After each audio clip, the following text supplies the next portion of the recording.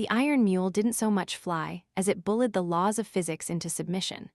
It was a hunk of industrial defiance, a vessel that smelled of recycled air and hard labor, a stark, rusted contrast to the creature of violet elegance who glided up its cargo ramp.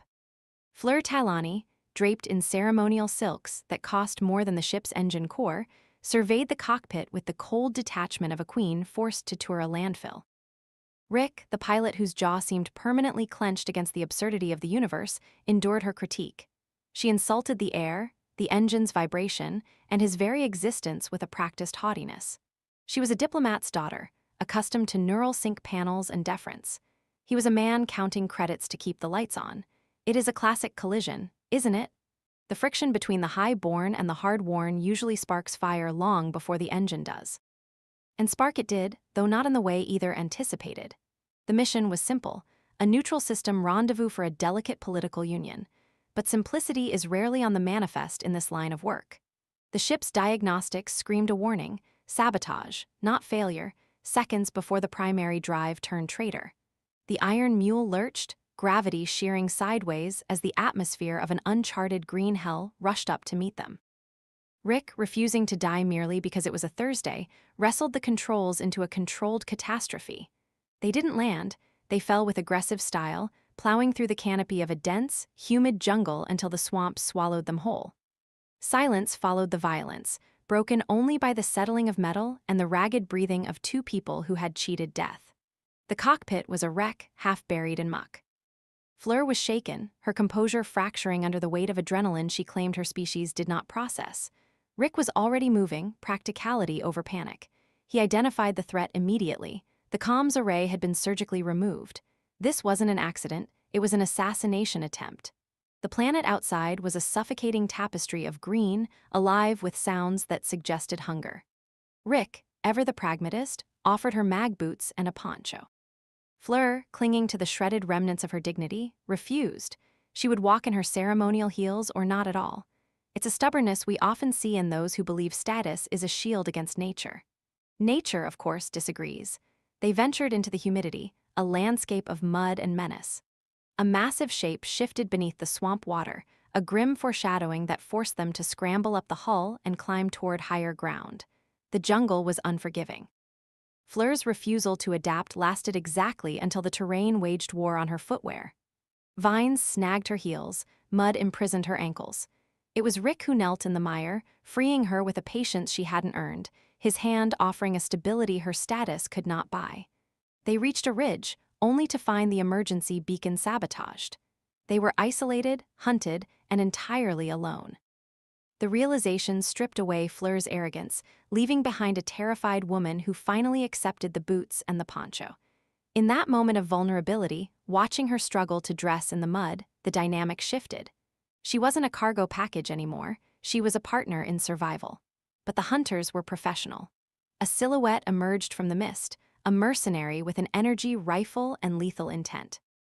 A blinding flash tore through the twilight, forcing Rick to tackle Fleur, his body becoming a human shield against the searing heat of the blast. There is a profound intimacy in being shot at together.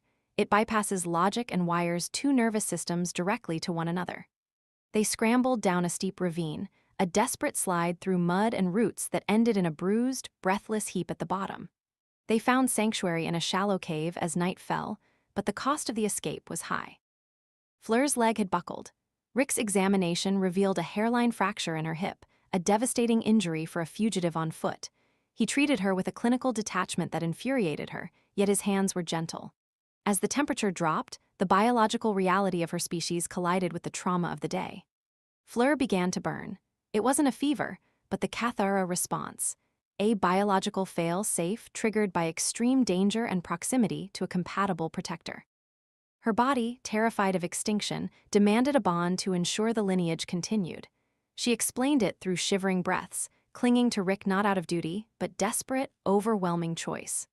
Rick, a man of iron principles, tried to resist, but the line between protector and lover is often dissolved by the heat of survival. In the darkness of that cave, with death prowling outside, they found an anchor in each other. The bond was forged in sweat and shadows, a frantic affirmation of life in the face of the void. Morning brought clarity, but no relief. The bond had settled, leaving Fleur's hip in agony, the fracture had worsened, and her heart confused but resolute. She had chosen him, and the biology of her people made that choice absolute. But the jungle wasn't finished with them. A creature, massive and furred, lunged from the fog, hunting the scent of their blood.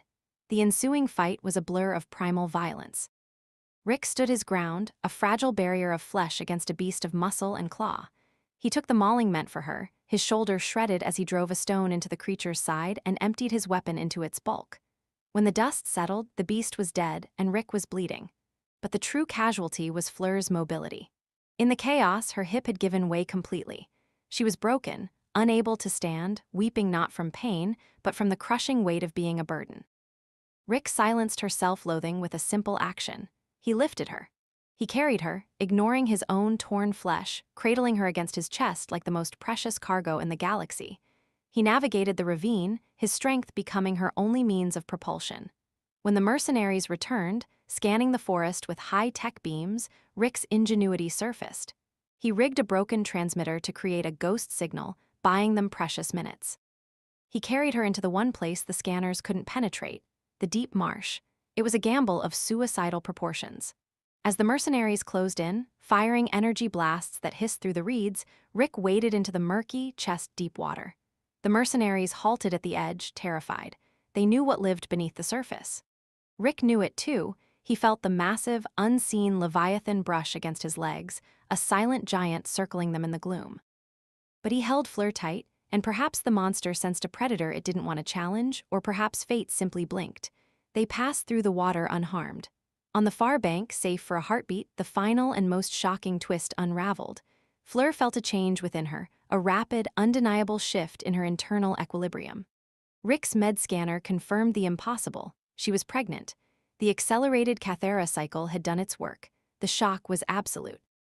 Her arranged marriage, the peace treaty, her father's plans, all incinerated in a single night. She was terrified, but as she looked at Rick, bloodied, exhausted, and fiercely protective, fear turned to resolve. She belonged to him now, and he to her.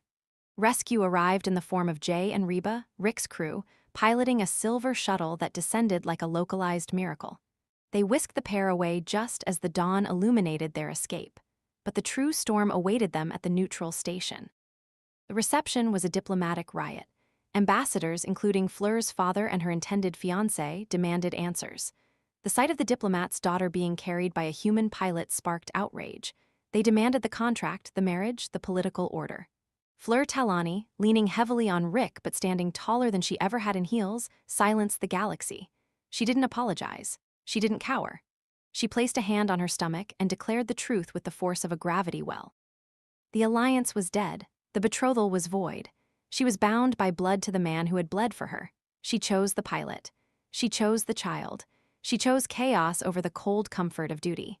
As the political establishment fractured and screamed, a new dynasty began in the quiet space between two people who had survived the crash. Rick held her, the architect of a war and the father of her future, and they smiled. In the end, it wasn't about the destination they were paid to reach, but the crash that showed them where they truly belonged.